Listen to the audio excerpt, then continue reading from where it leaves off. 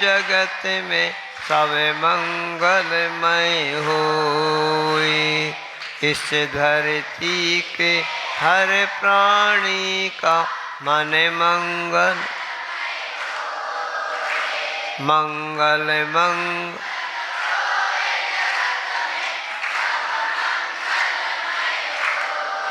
जिन गुरुदेव ने धर्म दिया है उनका,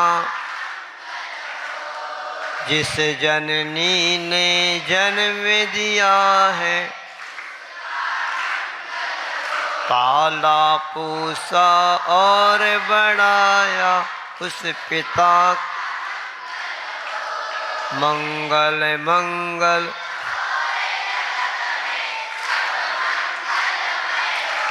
कहीं कलेश कलेश रहे ना कहीं कलेश, दुख कहीं नहीं होए। मन में चिंता रोग शोक नहीं होए। नहीं बैर अभिमान हो मन में, नहीं बैर क्षोभ कभी नहीं होए। मैत्री प्रेम का भाव रहे नित मन मंगलमय मंगल मंगल।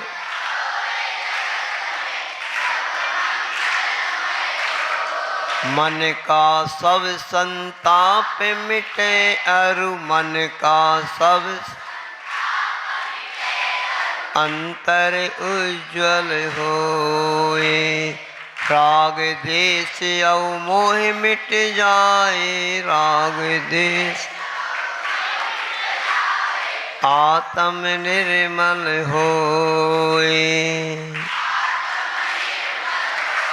प्रभु का मंगल गान करें सब, प्रभु का पापों का क्षय होए। इस जग के हर प्राणी का हर दिन मंगलमय होए।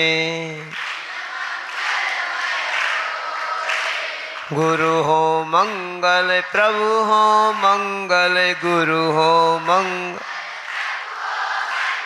धर्म सुमंगल होए। धर्म सु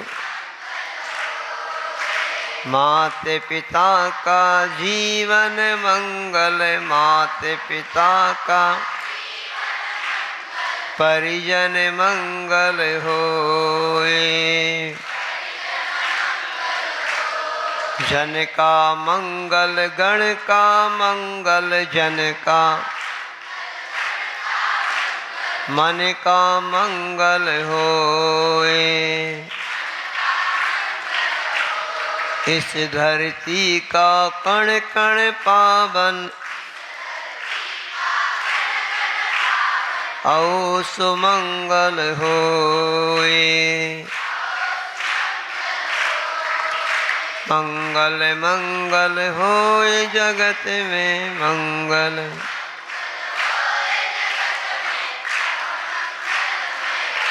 सब जन में मंगल बड़े टले अमंगल भाव है। प्रमाण की भावना सब में हो सद्भाव है। हम सब की सब में हो सद्भाव। मर्यादा पुरुषोत्तम राम, श्री सिद्ध प्रभु भगवान। जो ले इन सब का नाम, इनका नाम बिगड़ते बनते सब काम। जो ले इनका नाम बिगड़े बनते सब काम। बोले मर्यादा पुरुषोत्तम भगवान राम की, भगवान बीतरागी भगवान हनुमान जी की, आचार्य भगवान गुरुवर्षि विद्यासागर जी महाराज की, आचार्य प्रवर्षि समय सागर जी महाराज की, पूज्य निरापक श्रवण मुनिषि वीर सागर जी महाराज की, मुनिषि विशाल सागर जी महाराज की।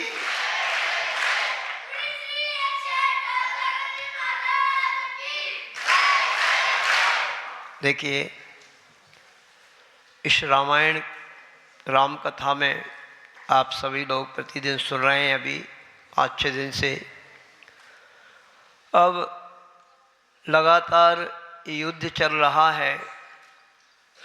अब युद्ध एक दिन राम के साथ रावण का हुआ और राम ने बहुत भयंकर युद्ध किया और रावण को परास्त भी कर दिया, किंतु रावण को पकड़ नहीं पाए। तो अब अंतिम दिन है, यानी अब लक्ष्मण जी के साथ युद्ध होता है और लक्ष्मण जी के साथ भी युद्ध जो हो रहा है वो 10 दिन से हो रहा है। 10 दिन से युद्ध हो रहा है। मुझे लगता है इसीलिए इसको दशहरा बोलते हैं, क्योंकि 10 दिन के बाद ही राम लक्ष्मण जी ने रावण को हराया, यानी उसका वध कर दिया, मरण कर दिया। तो इसका नाम दशहरा हो गया। तो ये 10वें दिन लगातार युद्ध चल रहा है, किंतु उस दिन जब रावण युद्ध के लिए निकलने लगा तो देखो कैसे अपशकुन हो रहे हैं। अपशकुन कैसे हो रहे हैं कि सामने से जैसे रावण निकला, श्रृंगालों की सियार की आवाज़ आ रही है। जैसे ही रावण निकला, एक सर्प उसका रास्ता काट गया ऐसे।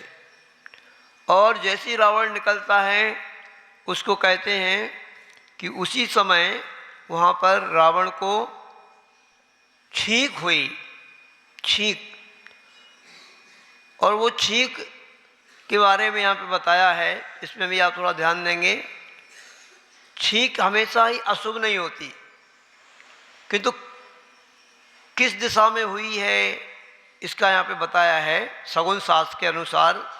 आप ध्यान रखेंगे, शगुन शास्त्र में छींक का फल इस प्रकार बताया है कि पूर्व दिशा में हो तो मृत्यु। अगर पूर्व दिशा की ओर मुख करके हम खड़े हो, छींक हो, तो मृत्यु की संभावना रहती है। अग्निकोण में, ये आप बच्चे जानते हो कि नहीं, दिशाएं जानते हो कि नहीं? कितनी दिशाएं होती हैं? 4 दिशाएं होती हैं। दिशाएं 10 भी होती हैं। वो दिशाएं 10 कैसे होती हैं? 4 तो होती हैं, पूर्व, दक्षिण, पश्चिम, उत्तर। ये तो 4 हो गई, ठीक है। इनके बारे में समझ लेना, क्योंकि ये समझ में आपको जब भी आएगा। अब अग्निकोण, आग्नेयकोण कौन सा कहलाता? आग्नेयकोण कहलाता है पूरब और दक्षिण के बीच का कोना। जैसे ये पूर्व दिशा है यहाँ पे, है ना, तो ये पूर्व दिशा है और ये दक्षिण दिशा है, तो इसके बीच का कोना है, ये कहलाएगा आग्नेय। कौन सा कहलाएगा? आग्नेय। और अब ये पश्चिम दिशा है, मतलब ये दक्षिण है और ये सामने पश्चिम है, तो ये बीच का कोना कहलाएगा नैऋत्य। नैऋत्य कोण कहलाता है। समझना इसको, बहुत काम में आएगा आपका। ये नैऋत्य कोण कहलाएगा। अब ये पश्चिम दिशा है और सामने उत्तर दिशा है, तो पश्चिम और उत्तर के बीच का कोना कहलाता है वायव्य। वायव्य। और पूर्व दिशा और उत्तर दिशा के बीच का कोना कहलाता है ईशान। समझ में आ रहा है कि नहीं? तो ईशान कहलाता है। अब एक ऊर्ध्व दिशा होती है और एक अधो दिशा होती है, ऐसे 10 दिशाएं हो जाती हैं। तो अब यहाँ पे बताया जा रहा है, यदि छींक हमें पूर्व दिशा की ओर हम मुख करके खड़े हैं और कहीं जा रहे हैं या खड़े हैं या कोई विशेष काम करने के लिए जा रहे हैं, सगुन जब ही काम करता है, सामान्य से नहीं करता है। तो रावण जा रहा है विशेष काम करने के लिए, अंतिम दिन युद्ध के लिए जा रहा है, और उसी समय उसको पूर्व दिशा की ओर छींक आती है। तो पूर्व दिशा में तो मृत्यु होती है। अग्निकोण में शोक होता है, और अग्निकोण की तरफ छींक हो रही ना तो कुछ ना कुछ शोक समाचार मिलेगा आपको, शोक होगा, दुख होगा। दक्षिण में हानि होती है कुछ ना कुछ, नैऋत्य में शुभ होती है। देखो, अगर नैऋत्य दिशा में छींक हो रही है ना तो शुभ मानी जाती है, हमेशा ही अशुभ नहीं मानी जाती छींक। पश्चिम में अगर आपको छींक हुई है ना तो अच्छा आहार मिलेगा आपको, उस दिन अच्छा आहार मिलेगा, ऐसा कुछ निमित्त बनता है। और वायव्य में संपदा मिलती है। अगर वायव्य दिशा में छींक हुई है तो संपदा की प्राप्ति होती है। उत्तर में कलह होता है। अगर उत्तर में आपने छींक करी है, हुई है आपको, तो कलह यानी लड़ाई झगड़ा होगा। ईशान में धन का आगमन होता है। ईशान में अगर आपको छींक हुई है तो धन का आगमन होगा। आकाश की मुख की तरफ करके हुआ तो सर्व संहार, बहुत बहुत बड़ा अनिष्ट होगा कुछ। और पाताल में सर्व संपदा की प्राप्ति। पाताल मतलब नीचे मुख करके हुई है, ये अचानक करने से नहीं होगी, समझ रहे कि नहीं? आप करोगे ना तो नहीं, जब कोई कार्य करने जा रहे हो और उस समय अचानक होगी तो ये सगुन बनता होगा। तो ये रावण निकल रहा है तो किस दिशा की ओर छींक हुई? पूर्व दिशा की हुई। और रावण बहुत बड़ा पंडित था, बहुत बड़ा ज्ञानी था, बहुत बड़ा सब जानता था वो। किंतु कहते ना, विनाश काले विपरीत बुद्धि। जब विनाश आता है ना तो विपरीत बुद्धि होती है। इससे पहले मंदोदरी ने भी, जो मुख्य पटरानी थी रावण की, उसको बहुत समझाया कि देखो स्वामी, मंदोदरी भी विद्याधर की लड़की थी, मतलब वो, उसने कहा मैं आपको कैसा रूप बना के दिखा दूं? सीता तो क्या है, मैं तो अप्सरा बन जाऊं, स्वर्ग की साक्षात लक्ष्मी बन जाऊं। मैं विद्याधरी हूँ, मुझे कई प्रकार की विद्याएं आती हैं।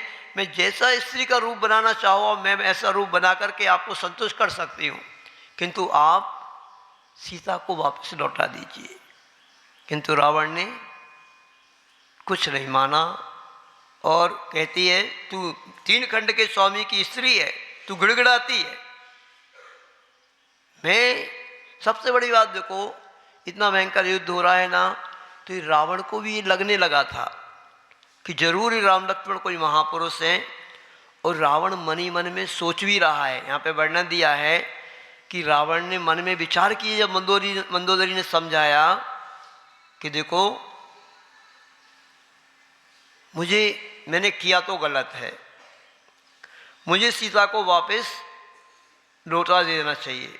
मंदोदरी तो कहती है कि हे स्वामी, यदि आप आज्ञा दें तो मैं सीता को वापस करके आती हूँ, और राम लक्ष्मण के पास जो इंद्रजीत, मेघनाथ और कुंभकर्ण अब बंदी बना लिए गए हैं, उन सभी पुत्रों को मैं छुड़ा करके लाती हूँ। अब रावण सोचता है क्या करना चाहिए। रावण कहता है देखो कि यदि मैंने सीता को वापस लौटा दिया तो मैं इतना बड़ा राजा हूँ, मेरी सबके बीच में बेइज्जती हो जाएगी। कितना बड़ा रावण, काय का इतना बड़ा राजा।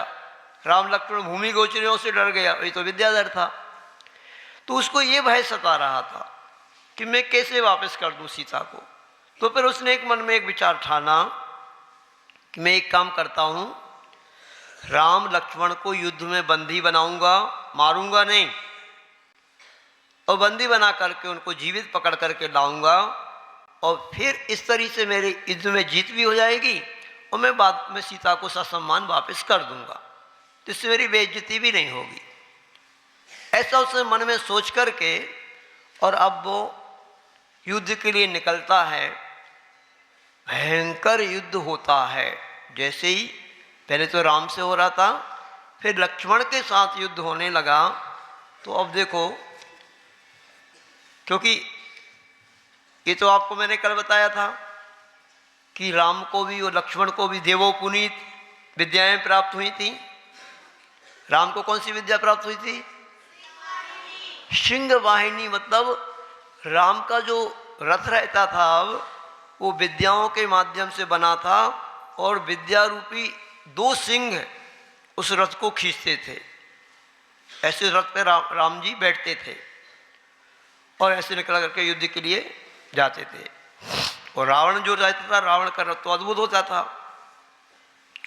और लक्ष्मण जी का रथ गरुण, वो गरुण वाहिनी रथ था उनका। वो गरुण पक्षी रहते हैं, मतलब वो ऐसे देवोपुनीत थे, वो बहुत बड़े बड़े थे वो, जिसके माध्यम से ही क्या हुआ था। एक हमने ये भी बताया था आपको, कोई सुग्रीव को, भामंडल को, इधर राम की तरफ के ये महान योद्धाओं को रावण ने नाग पास में बांध दिया था।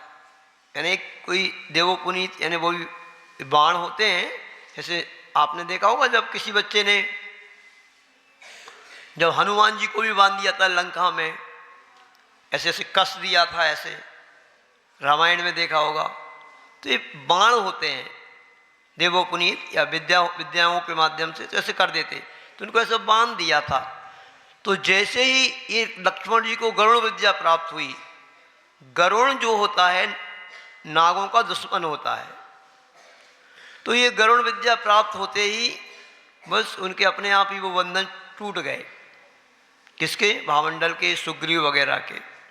तो ऐसे गरुण विद्या जो लक्ष्मण जी को प्राप्त हुई थी, तो देवोपुनीत अस्त्र शस्त्रों से सज्जित थे राम लक्ष्मण। भयंकर युद्ध हो रहा था। किंतु अब अंतिम दिन की बात है, देखो अब आपको हम बता रहे कि इधर लक्ष्मण और रावण का अब थोड़ी देर राम के साथ युद्ध हुआ। फिर अब लक्ष्मण जी आते हैं रावण के सामने और बहुत बुरी तरह ललकार करके कहते हैं, इसमें तो बहुत ऐसे शब्द लिखे हैं कि रावण को बहुत तरीके से लक्ष्मण ललकारते हैं युद्ध के लिए।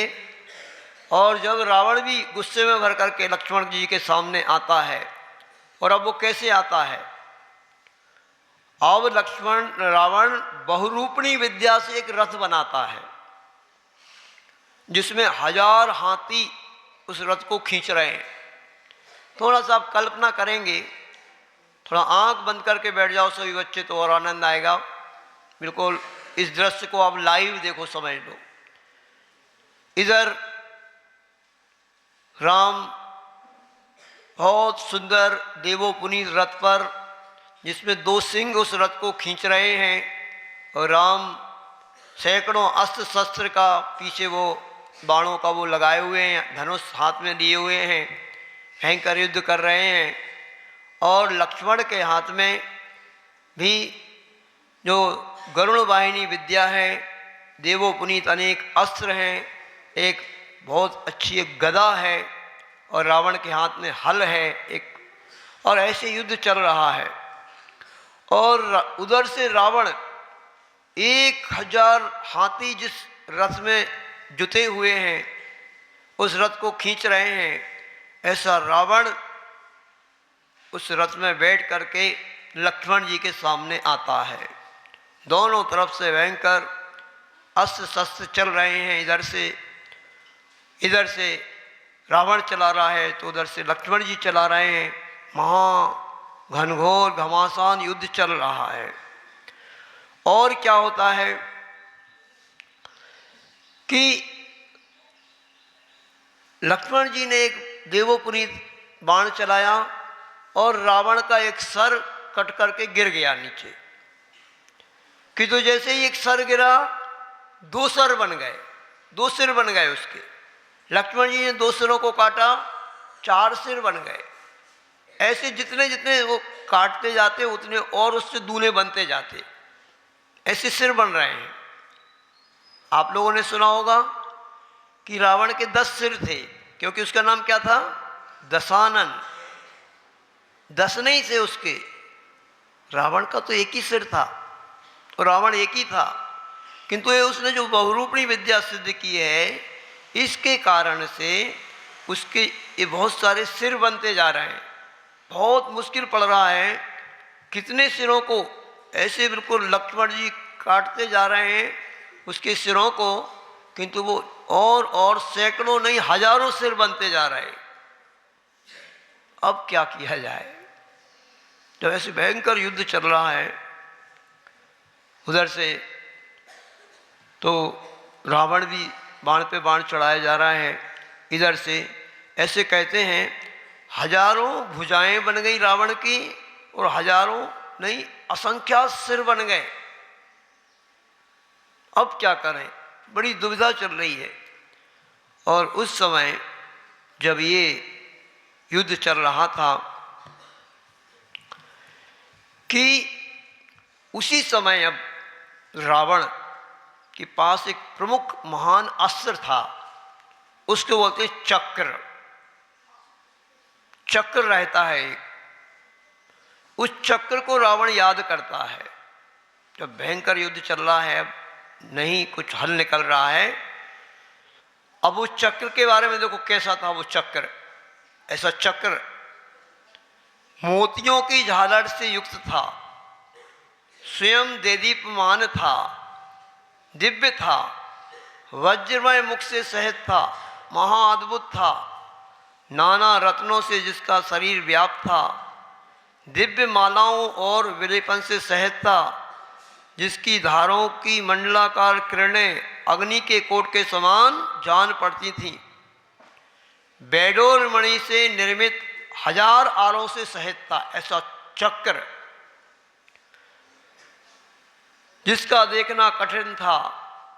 1000 यक्ष यानी देव, यक्ष जाति के देव जिस चक्र को लिए हुए थे, ऐसा प्रलय काल के समान उस चक्र को रावण ने याद किया और याद करते ही रावण के दाहिने हाथ पर वो चक्र आकर के थम गया। अब बस जैसे चक्कर आता है और रावण बहुत गुस्से में आंखों को लाल करते हुए, बहुत गुस्से में क्रोध से भरते हुए, और जैसे ही बस उस चक्कर को छोड़ देता है। जैसे ही छोड़ा लक्ष्मण के आगे, कहते हैं उस समय अब उस चक्र को रोकने के लिए लक्ष्मण भी बाणों की वर्षा कर रहे हैं, एक से एक देवो पुनीत। रामचंद्र जी भी जो अपना वज्रावत धनुष वो अपने हाथ में लिए थे, उससे धनुष से उसको रोकने का प्रसाद कर रहे हैं। और भामंडल भी तीक्ष्ण तलवार से, विभीषण भी अनेक प्रकार के शस्त्रों से, और कहते हैं हनुमान जी भी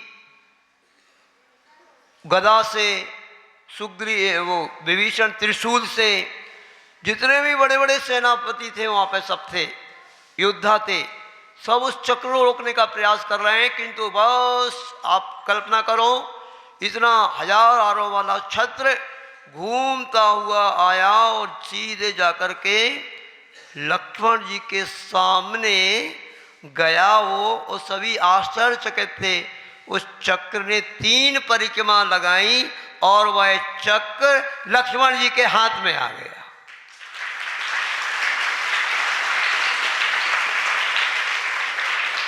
अब ये होता है पुण्य का खेल, क्योंकि देखो इस जैन रामायण के अनुसार रावण जो है ना वो प्रतिनारायण है।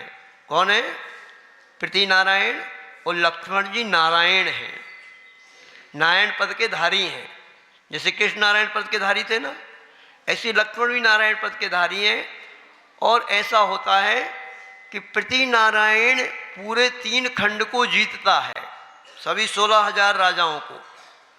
और अब युद्ध में नारायण प्रतिनारायण को वध कर देते हैं, फिर 3 खंड के अधिपति वो बन जाते हैं। तो ऐसे ही यहाँ पे कुछ होने वाला है। अब देखिए, अब जैसे ही सुदर्शन चक्र वो लक्ष्मण के हाथ में आ गया, और लक्ष्मण जी रावण से फिर कहते हैं एक बार अंतिम, देखो रावण, मुझे कुछ नहीं चाहिए। हम लोगों को राम लक्ष्मण कहते हैं हमें कुछ नहीं चाहिए, हमें तो अपनी सीता चाहिए। तुम पूरा का पूरा ये राज्य तुम्हारा, तुम संभालो, हमें तो हमारी सीता वापस कर दो। किंतु रावण फिर गुस्से में भरता है, वाह, तुम्हारे हाथ में सुदर्शन चक्र आ गया तो तुम शेर बन रहे हो। क्या किसी के कहने से कोई नारायण हो जाता है? किसी के कहने से कोई बलभद्र हो जाता है? विनाश काले विपरीत बुद्धि रावण की चल रही है, और वह अब मान ही नहीं रहा है। सब लोग उसके लिए कहते हैं, किंतु उसकी कुछ बात समझ में नहीं आ रही है। और इधर जब समझाने के बाद रावण नहीं मानता है, तो अब इधर लक्ष्मण जी ने बहुत समझाया, देखो राम ने बहुत समझाया, परंतु अब नहीं मान रहा है रावण। तो सुदर्शन चक्र को लक्ष्मण जी ने रावण की तरफ छोड़ दिया। अब रावण अनेक प्रकार के चंद्रहास, खड्ग और बहुत विद्याएं तो उसके पास थी, बहुरूपणी विद्या, सब कुछ विद्याओं को दांव पे लगा दिया। किंतु विचार करो कि उस समय रावण का जो शरीर होगा कम से कम वह भी 100 फीट का होगा, इससे कम नहीं होगा, क्योंकि बहुत समय पहले की बात है ये। उस समय हाइट मनुष्यों की बहुत ज़्यादा हुआ करती थी। जैसे ही वो चक्र गया और सीधे रावण के वक्ष स्थल में जाकर के चुभ गया, और एक विशाल वट वृक्ष की भांति रावण धरती पर गिर गया। बोले भगवान राम की, नारायण लक्ष्मण जी की। और ये कल का दिन है जो आने वाला है। 10 दिन से ये युद्ध चल रहा था। कल के दिन 10 दिन पूरे हो जाते हैं, और 10वें दिन लक्ष्मण जी के द्वारा राम का वध होता है, उनका रावण का वध होता है, सॉरी। और देखो राम बड़े थे, अब बात समझने का पुरुषार्थ करना सभी लोग। बड़े कौन थे? राम। किंतु जैन रामायण के अनुसार ऐसा ही संयोग बताया है कि वध रावण का लक्ष्मण जी के द्वारा हुआ है, किंतु श्रेय किसको जाएगा? श्रेय तो राम को ही जाएगा, क्योंकि राम और लक्ष्मण दोनों ही साथ में थे और राम बड़े थे, तो श्रेय तो राम को ही जाएगा कि राम के द्वारा ही रावण का वध हुआ है और दोनों ने ही मिलकर के युद्ध किया है। किंतु अंत समय में ये नारायण चूंकि लक्ष्मण थे, तो सुदर्शन चक्र उनके हाथ में आता है, और उस चक्र के माध्यम से ही रावण का वध हो जाता है। सारी सेना में भगदड़ मच जाती है, सारी सेना भागने लगती है रावण के गिरते ही। और सभी लोग, सुग्रीव वगैरह, विभीषण वगैरह, मेन रूप से तो सुग्रीव वगैरह, लक्ष्मण जी वगैरह सारी सेना के लिए आश्वासन देते हैं, डरो नहीं, डरो नहीं, डरो नहीं, डरना नहीं चाहिए। बहुत अच्छे से, प्रेम से, वात्सल्य से भर करके तब सेना में थोड़ा सा वातावरण शांत बनता है। नहीं तो सेना यही सोच रही थी, अब रावण तो मर गया, अब सारी सेना को भी मारेंगे ये लोग। तो राम लक्ष्मण ने सभी के लिए सांत्वना दी, और किसी के लिए भी कोई भी कष्ट नहीं होगा, सभी लोग डरे नहीं, डरे नहीं, शांत वातावरण बनता है। किंतु जैसे ही ये खबर, यानी खबर क्या, विभीषण सामने ही खड़े थे, और विभीषण ने जैसे ही देखा कि रावण धरती पर गिर गया है, रावण का अब मरण हो गया है और विभीषण मूर्छित होकर के गिर पड़े। क्योंकि थे कौन विभीषण? थे तो भाई। तो भाई का दुख हो रहा है, उसको याद आ रहा है विभीषण को कि देखो भाई, मैंने कितना समझाया था आपको, पर आपने हमारी एक नहीं मानी कि ये साक्षात बलभद्र हैं, ये साक्षात नारायण हैं और इनके माध्यम से तुम बच नहीं सकते हो। किंतु नहीं मानी, क्योंकि रावण बहुत बड़ा राजा था। हम आपको बता चुके ना, अच्छे बलशाली राजा महाराजा भी रावण के आगे सिर टेक दिया करते थे। तो ऐसा वातावरण बन गया। अब यहाँ पर जो वर्णन दिया है, जैसे ही रावण की कितनी स्त्रियां थीं, कितनी रानियां थीं? अभी हमने यहाँ पे पढ़ा और अच्छे से 16,000 नहीं 18,000 18,000 रानियां थी रावण की, और मेन पटरानी मंदोदरी थी। जैसे ही रावण के महलों में ये मालूम पड़ा कि रावण का वध हो गया है, सारी की सारी 18,000 रानियां, कैसी उनकी दशा हुई। अब बताइए यहाँ पे क्या होगा। इतना बड़ा स्वामी जिनका चला गया हो, पति चला गया हो, सभी के आंखों से अश्रुधारा हो रही, सब मूर्छित होकर के गिर पड़ी। बड़ा कोहराम मच रहा है सब जगह, वातावरण बहुत विपरीत बन रहा है और सभी सेना में भगदड़ मच गई है। और विभीषण ने तलवार निकाल करके अपने लिए खुद मार करके अपनी अकाल मौत करना चाह रहा था वो, इतने में वो मूर्छित होकर के गिर पड़ा। जब उसकी मूर्छा दूर होती है, फिर से उसने प्रसाद किया अपने आप को मारने का, किंतु तत्काल राम लक्ष्मण ने उसको संभाला और बड़ी कठिनाई से उसको पकड़ा। वो कहते हैं बहुत मनोहर शब्दों से फिर विभीषण को समझाया, बहुत आश्वासन दिया, समझाया कि देखो ऐसा ही होता है। ये रावण को कितना समझाया, माना नहीं। कर्म का ही कुछ ऐसा संयोग था। बहुत बड़ा उपदेश राम लक्ष्मण ने विभीषण को देते हैं।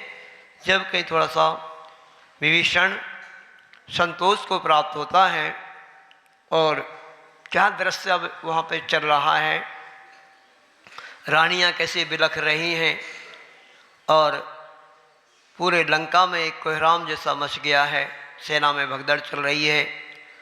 किंतु राम लक्ष्मण जी सभी को समझाते हैं और विभीषण को भी ढांढस बंधाते हैं।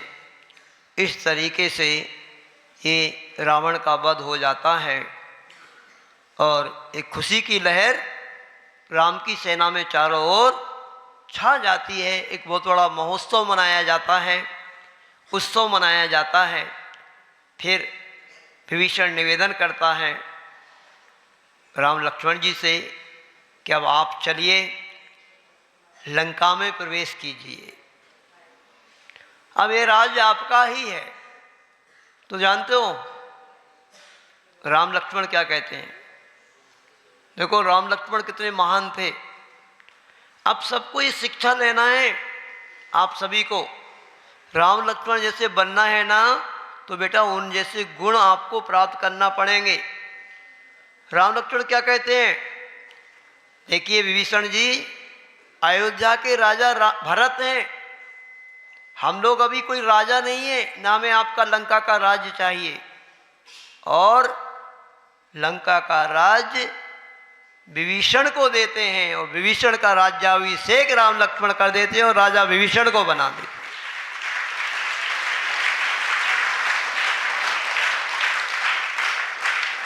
अब देखिए कितने महान थे राम लक्ष्मण जी, जो उनके अंडर में अब इंद्रजीत, मेघवाहन, कुंभकर्ण ये थे। जब लंका में प्रवेश कर गए तो राम लक्ष्मण जी ने कहा, राम जी ने कहा अब उनको भी छोड़ दिया जाए। किसको? इंद्रजीत को, मेघवाहन जो दोनों रावण के पुत्र थे, और कुंभकर्ण भाई था। इस टीवी वाली रामायण में तो इनका मरण बताया है, इनका भी मरण हो गया, किंतु नहीं, जैन रामायण में इनका मरण नहीं हुआ है। इनको बंदी बना लिया गया था। फिर इनको सब लोग मना करते हैं कि कहीं वो आकर के फिर से युद्ध ना करने लगे। राम लक्ष्मण कहते हैं नहीं नहीं, कुछ नहीं होगा, उनको छोड़ दिया जाए। और वो उनको छोड़ दिया जाता है। डर तो इस बात का भी लग रहा है सभी को, कहीं विभीषण को गुस्सा ना आ जाए, भाई के दुख में दुखी होकर के वही आक्रमण ना कर दे अपने ऊपर। सभी डर रहे हैं, किंतु नहीं, ऐसे पहले डर रहे थे। अब लंका में प्रवेश हो गया। इंद्रजीत, मेघवाहन, कुंभकर्ण सबको लाया गया। ये तीनों के बारे में कहते हैं ये तो वैराग्य से भर गए थे। अब जैसे मालूम पड़ा कि हमने भी पिता को बहुत समझाया रावण को, किंतु वो नहीं माने, तो ये तीनों के तीनों तो सीधे अब वैराग्य से भर जाते हैं, संसार से इनको वैराग हो जाता है। और कहते हैं उसी समय लंका में अब सब प्रवेश कर गए हैं। बहुत बड़ा स्वागत विभीषण जी ने किया राम लक्ष्मण का, और बहुत बड़ा उत्सव मनाया राम की जीत का, क्योंकि अब विभीषण राजा बन गए, है ना। और इसके बाद उसी समय अब उस लंका के एक प्रमद नाम का उद्यान था, साहेब, प्रमद नाम का उद्यान, उसमें एक मुनि महाराज आते हैं। एक मुनिराज का आगमन होता है, उनका नाम रहता है अनंत वीर। क्या नाम रहता है? देखो बच्चों, हम आपको एक बात बता दे रहे हैं, अगर इस जैन रामायण को आपको पढ़ना है तो ऐसे मोटे मोटे 3 शास्त्र हैं। इस शास्त्र का नाम है पद्म पुराण। बहुत विस्तार से इसमें वर्णन है, युद्ध का भी बहुत विस्तार से वर्णन है। अब वो तो आपको सुना तो नहीं सकते हम मुख से, तो पढ़ सकते हैं आप लोग, बड़ा आनंद आएगा आपको। और कहते हैं वो अनंत वीर मुनिराज उस लंका के एक उद्यान में आए। उस समय चतुर्थ काल में हजारों की संख्या में मुनि महाराज होते थे। उनके साथ यहाँ पे लिखा है 56,000 मुनि महाराज। कितने मुनि महाराज? 56,000 मुनि महाराज यहाँ पर उन महाराज जी के साथ में आते हैं और उस उद्यान में आकर के विराजमान हो जाते। सभी रिद्धिधारी थे, आकाश में गमन करते हुए आए और ध्यान लगा करके वहाँ पे लंका के एक उद्यान में विराजमान हो गए। और जैसे देशभूषण जी, कुलभूषण जी मुनि महाराज को केवल ज्ञान हुआ था ना, ऐसे ही उसी रात्रि में ध्यान लगा के बैठे और अनंत वीर मुनिराज को और सभी उनके साथ में जो मुनिराज थे उनमें से बहुत सारे मुनिराजों को केवल ज्ञान हो गया। अब केवल ज्ञान हो गया तो कहते हैं असंख्यात देवी देवता स्वर्ग से आते हैं और उनके केवल ज्ञान की पूजा करते हैं। और जिन मुनिराजों को केवल ज्ञान हो जाता है ना, उनको पूरा 3 लोग बिल्कुल दर्पण की भांति दिखाई देता है। तो सभी लोग उन मुनिराज के पास जाते हैं, राम लक्ष्मण सुग्रीव सभी पूरे लोग, और मुनिराज का उपदेश होता है। और उस उपदेश के माध्यम से वो सभी लोग अपने पूर्वभाव पूछते हैं। क्या पूछते हैं? कि क्यों राम रावण में ऐसा युद्ध हुआ, क्यों रावण ने सीता को हरण किया, क्या कारण है, ये सब वो अपने बताएंगे। अब पूर्व के भवों को वो केवली भगवान देख करके बताएंगे। अभी रावण का वध हो जाने से रामायण पूरी हो गई क्या?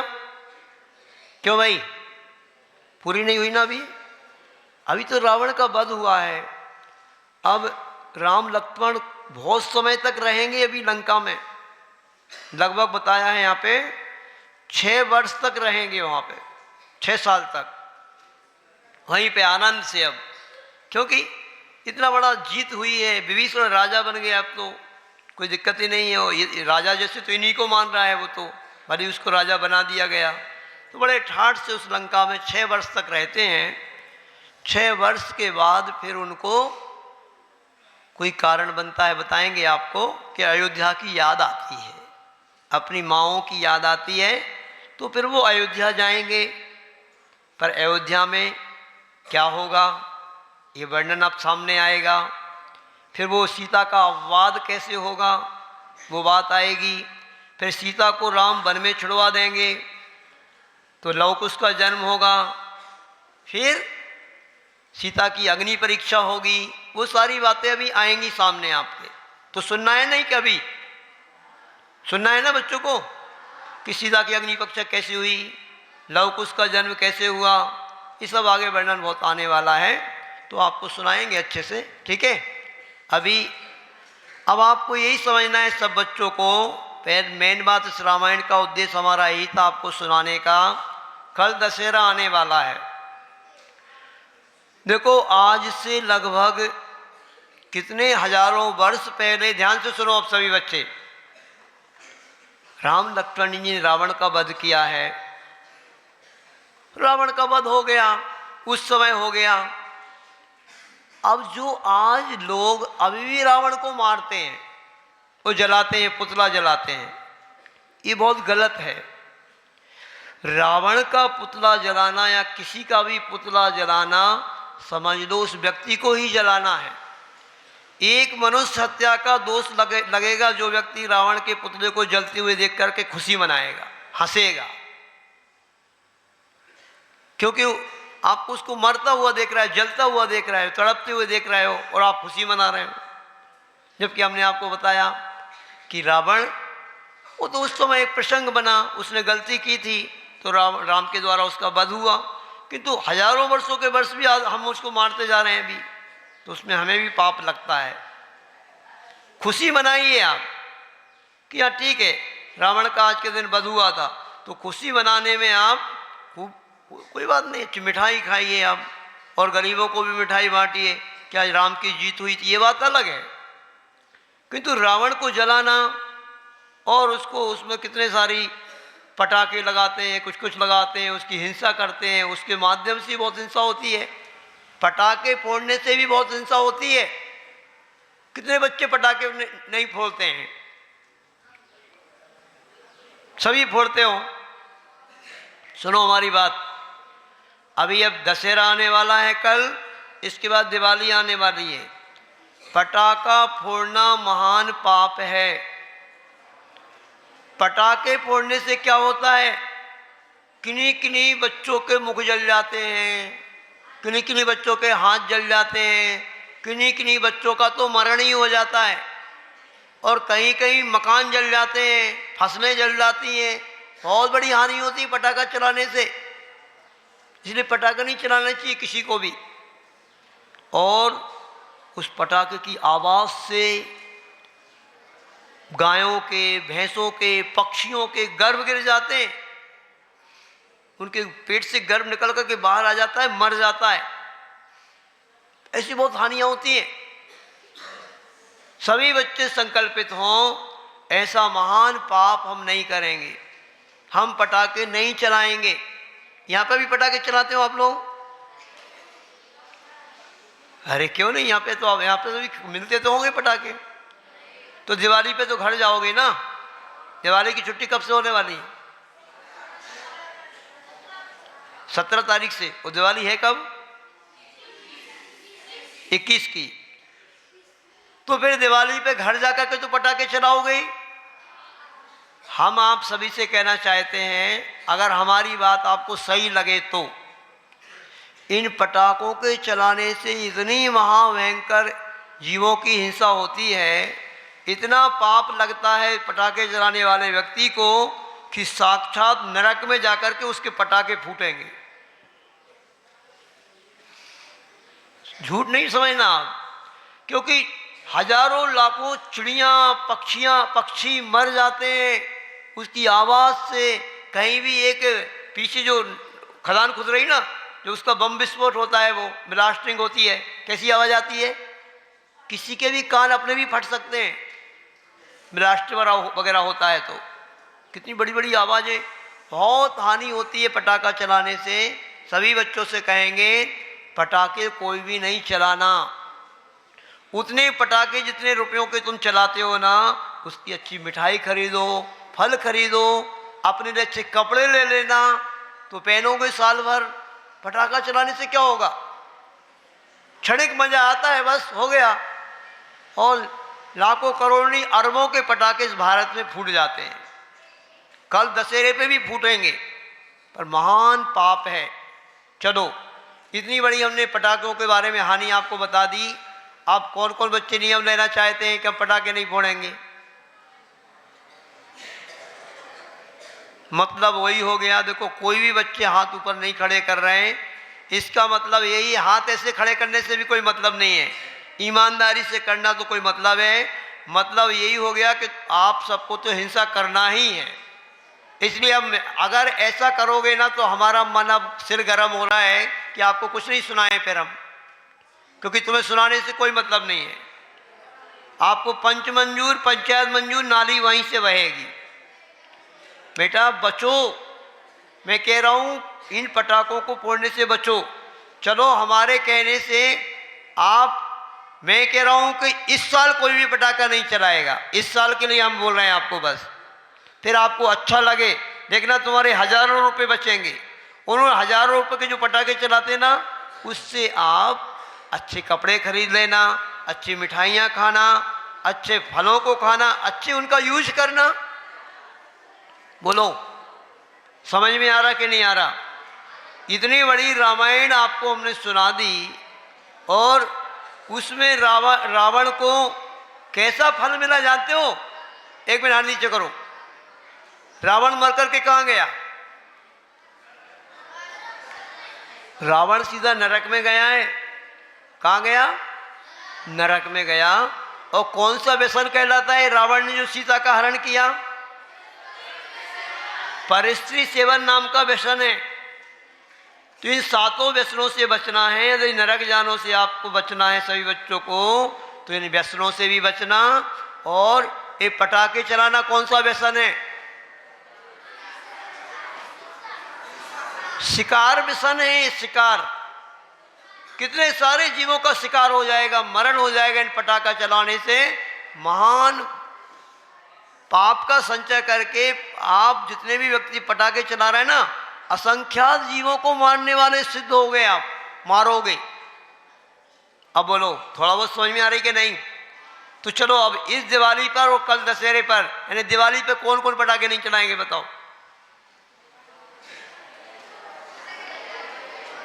अगर झूठ बोला तो महान पाप होगा। इसलिए ईमानदारी से आप मन बनाएंगे, अगर इस घोर हिंसा से बचना है तो, ठीक है ना? अब हम ऐसे नहीं मानेंगे हाथ उठाने से। जो जो व्यक्ति खड़े होकर के 9 बार नमोकार पढ़ करके नियम लें कि नहीं महाराज जी हम पटाखे नहीं चलाएंगे, वही पक्के माने जाएंगे। हो जाइए खड़े। अब किस किस को नहीं चलाना? बहुत बढ़िया। देखो अब ये दृश्य दिखाई दे रहा है, इतने कम बच्चे खड़े हुए हैं, इसका मतलब सारे पटाखे चलाएंगे, मतलब आपको अपने पटाखे फड़वाना ही है नरक में जाकर के। बेटा इसमें कौन सा हो रहा है? पटाखे नहीं चलाओगे इस साल तो तुम्हारा क्या बिगड़ जाएगा? तुम्हारे ही हजारों रुपये बच जाएंगे। हमने देख लिया। चलो बैठ जाओ। बोलिए आचार्य गुरु विद्यासागर जी महाराज की। जिन बच्चों ने खड़े होकर के नियम दिया है उनके सम्मान में तालियां बजाओ। मने ये इतने सारे छोटे छोटे बच्चे बैठे, ये भी सब पटाखे चलाएंगे। धन्य है, धन्य तुम्हारी जय हो बच्चों। बोलिए आचार्य गुरु विद्यासागर जी महाराज की। बैठ जाइए। सभी लोग नमोकार मंत्र पढ़ें। नमोकार मंत्र पढ़ लो 9 बार अच्छे से बैठ के।